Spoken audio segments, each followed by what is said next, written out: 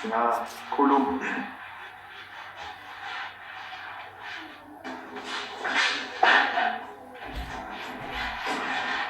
Mawabo singakhuluma.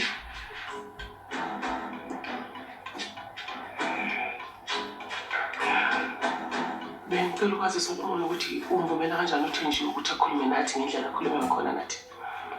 Angimvuni uThenjiwe kodwa isinqumo sesithatha sokuthi aphume endlini simawala. Oh, sibawala. So usuggesta ukuthi kwenziwe njani? Esidelele emzini wethu. Waba ngisho njalo uThenjiwe ube nephutha kodwa useyingane ufuna ukuthi athandwe aneze umhlahlandlela hayi ukuthi simxoshe. Oh.